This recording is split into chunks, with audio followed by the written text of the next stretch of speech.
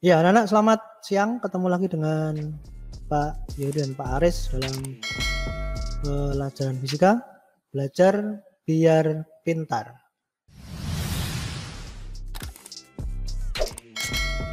Kita masuk ke bab terakhir, yaitu gerak melingkar. Kami bagi jadi dua, yaitu yang pertama adalah konsep dasarnya dulu.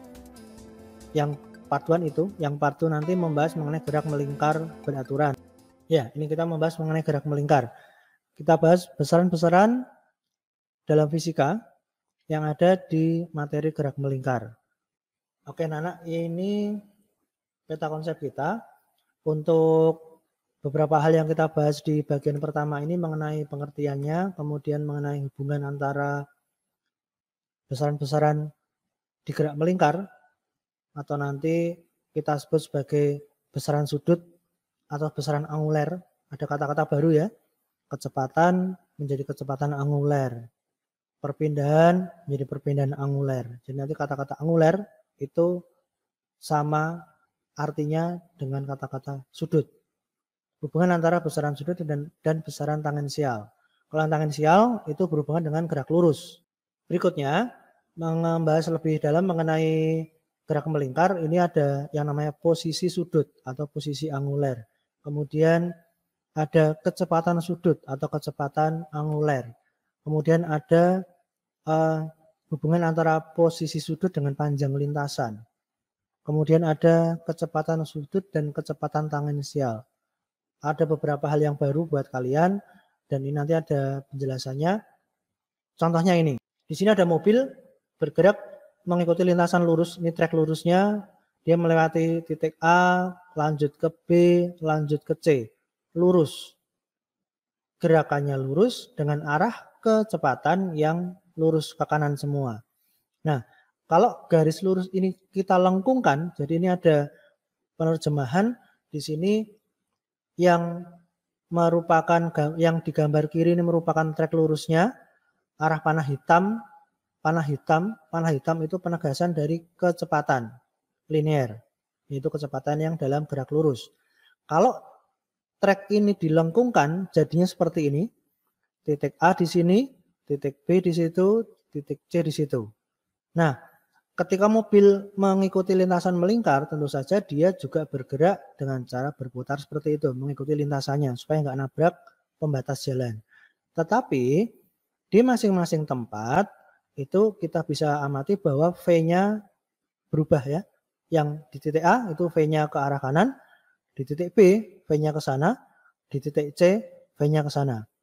Antara V di titik A, V di titik B, dan V di titik C itu memiliki sifat yang sama, yaitu dia menyinggung lingkaran yang putus-putus biru itu. Menyinggung lintasan yang putus-putus biru itu lingkarannya ya. Dan dia selalu siku-siku. Kalau gambarnya diperjelas ini harusnya siku-siku dengan jari-jarinya. Nah, itulah yang dimaksud tadi kalau digerak lurus itu dilengkungkan, V-nya ikut berubah arah. Di setiap titik itu V-nya selalu berubah arah. Kalau kita perjelas di sini, mobil ini bergerak dengan cara mengelilingi lingkaran. Maka yang merupakan keliling lingkaran ini aslinya trek lurus. Jadi keliling lingkaran di sini merupakan trek lurus dengan panjang tertentu yang dilengkungkan dengan diameter tertentu. Bagian B, kita mengkonversi atau mengubah satuan-satuan sudut dalam gerak melingkar. Nah, di sini dari SMP kamu sudah belajar bahwa kalau satu putaran itu menempuh satu kali mengelilingi lingkaran, itu sudut yang ditempuh adalah 360 derajat.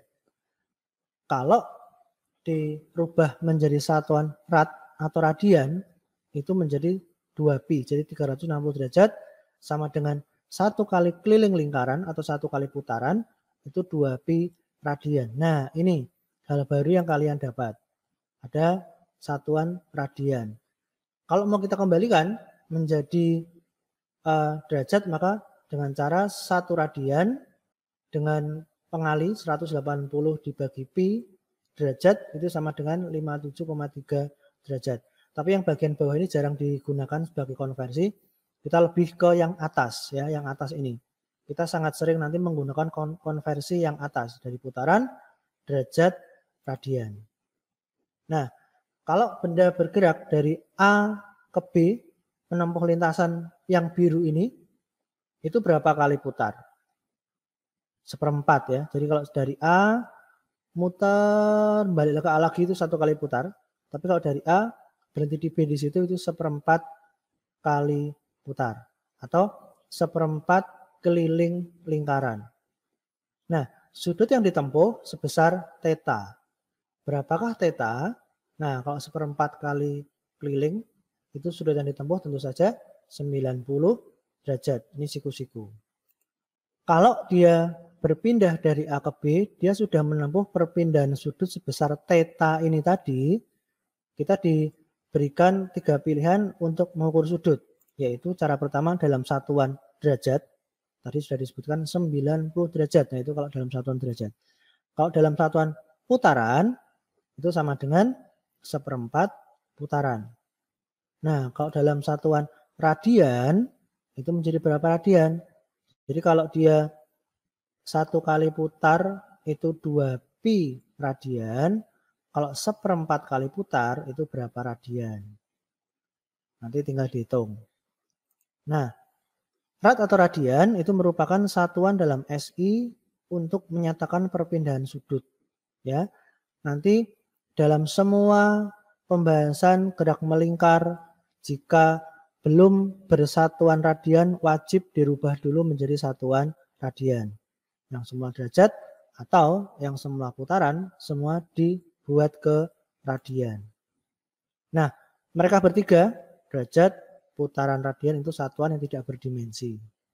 Masih ada hubungannya dengan bab 1. Tidak ada dimensinya mereka bertiga.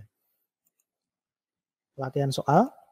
Nomor 1, ubahlah sudut berikut ke dalam radian dan putaran. 315 dan 135 derajat. Ini masih dalam satuan derajat. Kita diminta mengubah ke radian dan ke putaran. Nah, yang pertama, 315. Ini harus dibagi dengan sudut pusatnya dulu ya. Jadi kalau diketahui sudutnya 315, ini sudah rumus. Wajib diubah ke dalam sudut pusat. Artinya 1 kali keliling lingkaran, 360. Setelah itu dikalikan dengan 2 pi. Rad ini adalah satuan. Maka kalau kita hitung 315 dibagi 360 dikalikan 2 pi ketemunya 1,75 pi. 1,75 pi. Rad. Satuannya radian. Kalau putaran bagaimana? Sama caranya. 315 dibagi dengan sudut pusat yaitu 1 kali putar 360 derajat dikalikan 1 kali putaran yaitu ketemunya 0,875 putaran.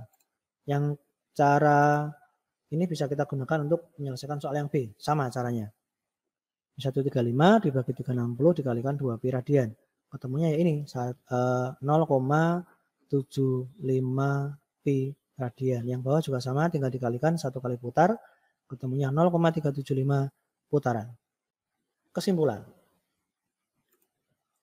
Untuk mengubah dari derajat ke radian, rumusnya adalah sudut alfa yang diketahui tadi ya, tinggal dibagi dengan 360 dikalikan 2 pi radian satuannya. Dari derajat ke putaran, sudutnya dibagi 360 sama dikalikan 1 kali putaran. Itu untuk rumus mengubah dari derajat ke rad dan dari derajat ke putaran. Soal nomor 2. Sekarang dibalik. Kalau yang diketahui putaran, diminta mengubah ke radian. Seperempat putaran dan 2/3 putaran itu setara dengan berapa radian. Caranya adalah tinggal dikalikan seperempat dikalikan 2 pi radian sama dengan 0,5 pi. Seperempat putaran dikalikan 2 pi rad sama dengan setengah pi radian. Ini berkaitan dengan gambar yang tadi ya. Kalau seperempat putaran itu kan tadi sudutnya yang ditempuh adalah theta sama dengan 90 derajat. Maka terjawab yang tadi. 90 derajat sudutnya, putarannya itu sebanyak seperempat. Dan kalau dirubah ke dalam satuan radian, ketemunya 0,5 pi radian.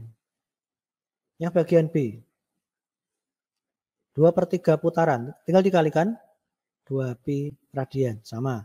Ketemunya 4/3 pi radian.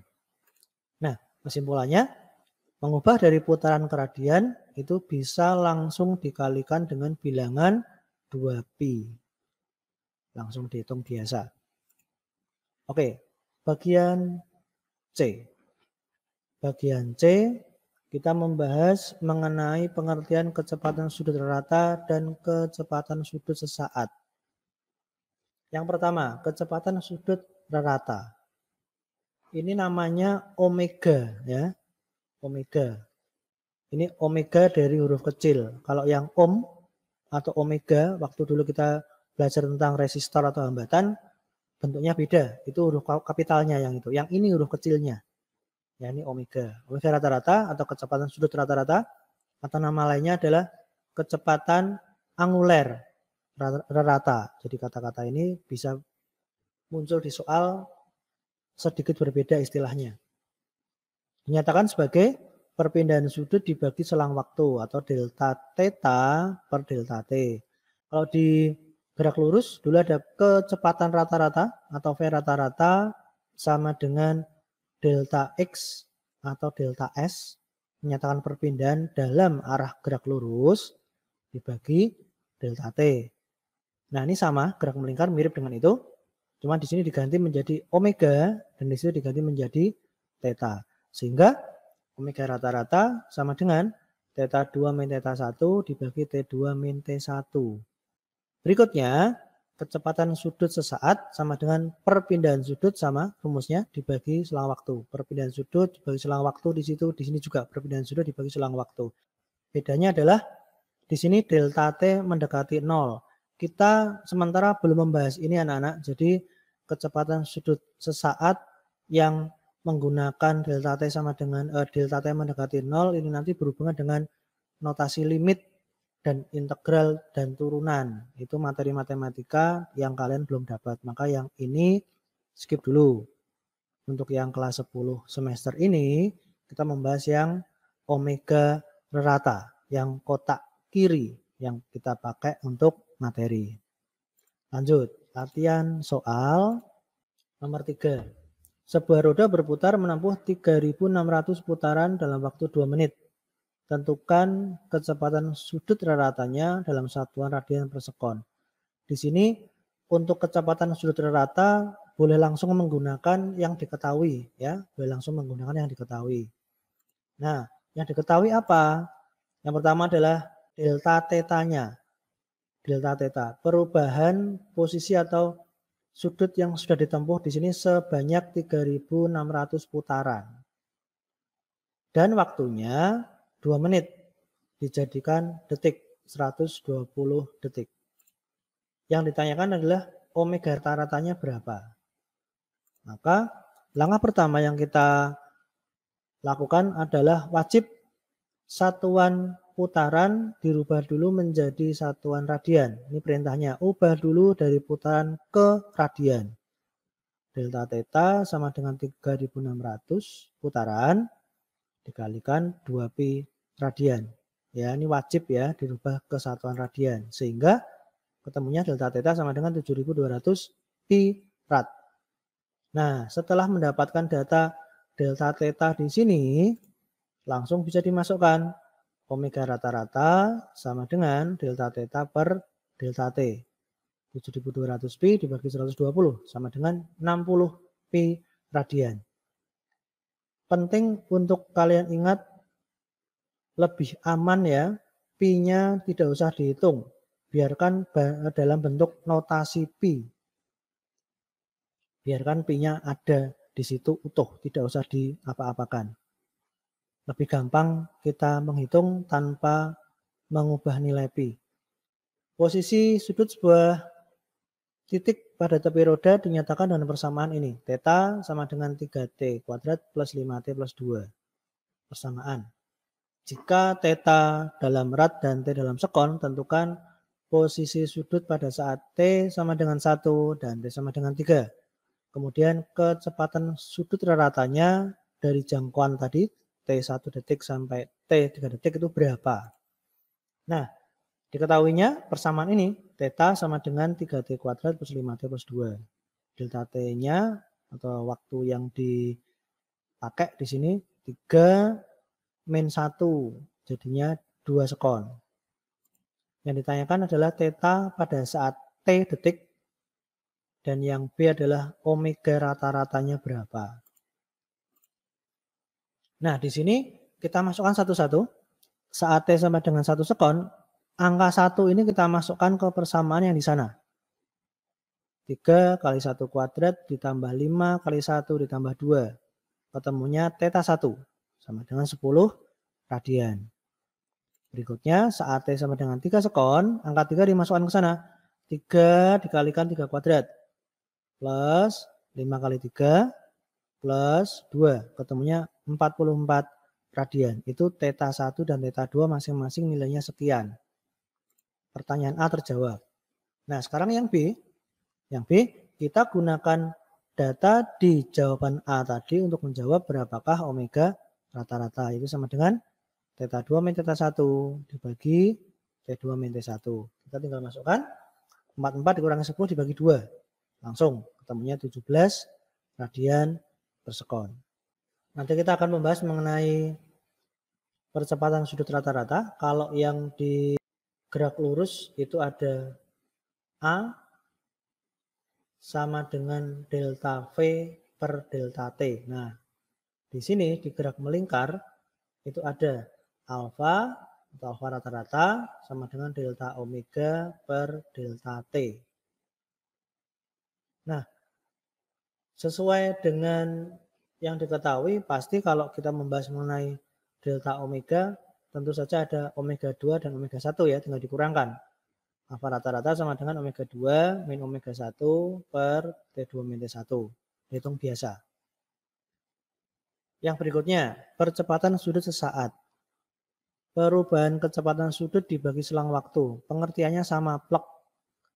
Rumusnya juga sama. Tetapi delta T-nya di sini mendekati 0. Ini juga kita tidak pakai, ini hanya sebagai pengetahuan aja. Bahwa ketika kita ketemu dengan limit waktu, delta T mendekati 0, ini menggunakan turunan dan integral matematika. Kita belum bahas itu. Kita bahas yang kiri saja.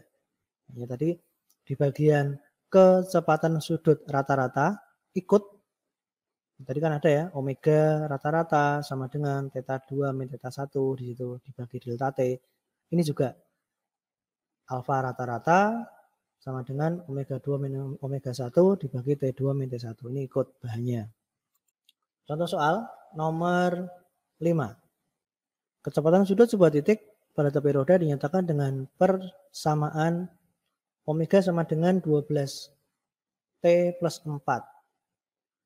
Omega dalam satu radian per sekon dan T dalam sekon. Tentukan percepatan sudut rata dari T sama dengan 1 sampai T sama dengan 2. Pertanyaannya adalah alfanya atau percepatan angulernya berapa?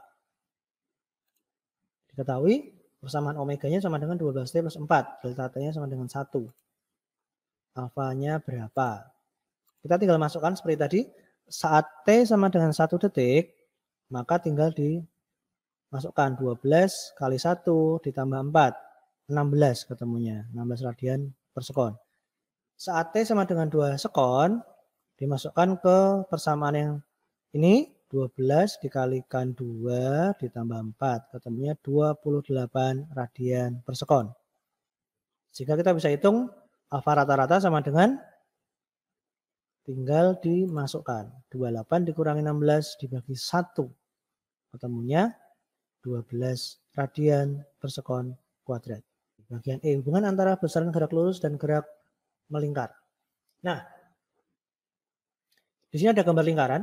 Ada bola hijau bergerak melawan arah jarum jam, anti clockwise, arahnya ke kiri. Bagian titik A misalnya di titik B dan titik C. Ini mengulang yang bagian tampilan awal tadi. Kalau kita perhatikan di sini, ke sana ini arah tangensial namanya ya. Ke sana itu namanya arah tangensial. Ini arah tangensial, ini arah tangensial.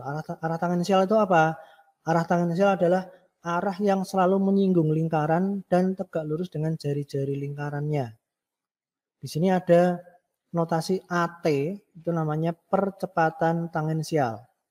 Jadi untuk garis yang selalu tegak lurus ini ada dua variabel yang ada di situ, yaitu percepatan tangensial atau AT dan V, kecepatan tangensial. Ada dua ya, percepatan tangensial dan kecepatan tangensial.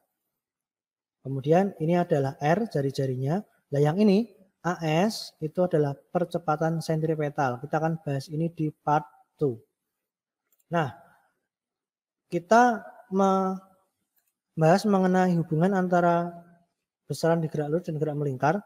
Kalau di perpindahan linier atau di bagian gerak lurus ada notasi S atau X. Kecepatan linier atau nama lainnya dari kecepatan linier adalah kecepatan tangensial, itu lambangnya V. Kemudian ada percepatan tangensial atau percepatan linier. Nih, lambangnya A. Jadi ada X atau S, ada V, ada A. Itu materi kita yang dulu, gerak lurus. Nah, arah A dan arah V selalu menyinggung lingkaran secara tegak lurus. Itulah kenapa dikatakan ada ketambahan kata-kata tangensial di situ. Berikutnya di dalam gerak melingkar, yang tadi S atau X diganti menjadi theta. Ini namanya perpindahan sudut atau perpindahan anguler. Berikutnya ada kecepatan sudut atau kecepatan anguler yang tadi dilambangkan dengan V, sekarang lambangnya omega. Yang ketiga, ada percepatan sudut atau percepatan anguler, nama lainnya, dilambangkan dengan alfa. Yang tadi di gerak lurus itu lambangnya A. Jadi ada theta, omega, alfa. Arah mereka bertiga, arahnya theta, omega, dan alfa selalu mengikuti lintasan melingkar. Nah, di sini ada mereka bertiga di sini, arah mereka selalu mengikuti arah lintasan itu melingkar. Nah, di sini ada ringkasan berupa tabel, ada bagian perpindahan, kecepatan, dan percepatan. Kalau di gerak lurus atau translasi ada lambang S, V, dan A. Di sini di gerak rotasi atau gerak melingkar ada theta, omega, alfa. Nah, mereka dinyatakan dalam hubungan S sama dengan theta R, V sama dengan omega R, A sama dengan alfa R. R itu adalah jari-jari lintasan gerak melingkar. Latihan soal nomor 6. Sebuah piringan berdiameter 70 cm berputar melalui sudut 150 derajat. Berapa jauh jarak yang ditempuh oleh sebuah titik yang terletak di tepi piringan? Dari soal diketahui diameter 70 cm, tetanya 150 derajat. Yang ditanyakan adalah jauhnya berapa atau lambangnya X. Nah, jaraknya yang ditempuh berapa jauh? Ini berkaitan dengan jarak dalam konteks gerak lurus, ya. Maka dilambangkan dengan simbol X. Penting untuk dilakukan. Ubah dulu theta yang bernilai 150 derajat itu menjadi satuan radian. Caranya sama seperti tadi. 150 dibagi 360 dikalikan 2Pi radian.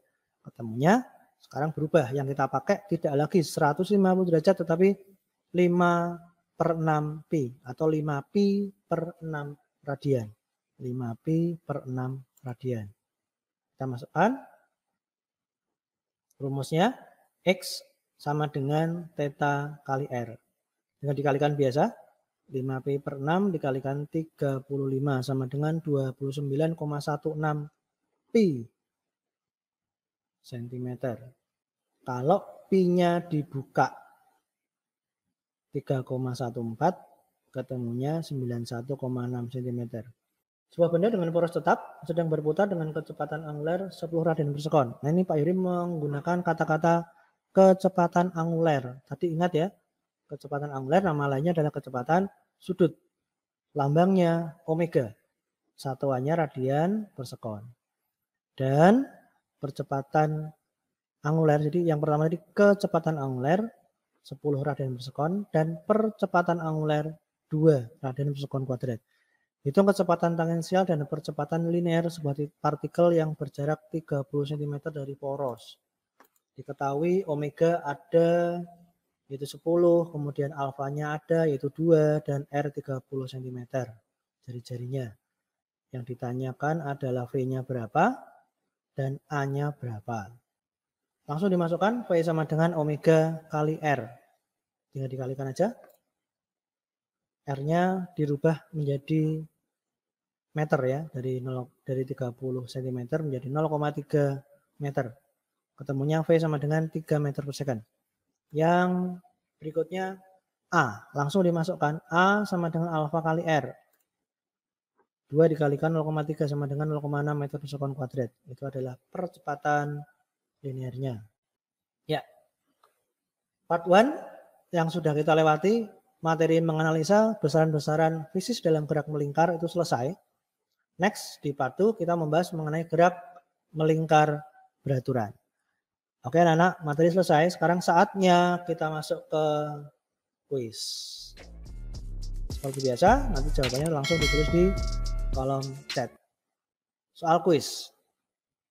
Seorang pesenam mengayun 4 putaran pada sebuah tiang dalam waktu 2,0 sekon. Tentukan perpindahan sudut atau delta theta-nya berapa dalam satuan radian. Yang kedua, kecepatan sudut ratanya atau omega rata-ratanya berapa. Selamat mengerjakan.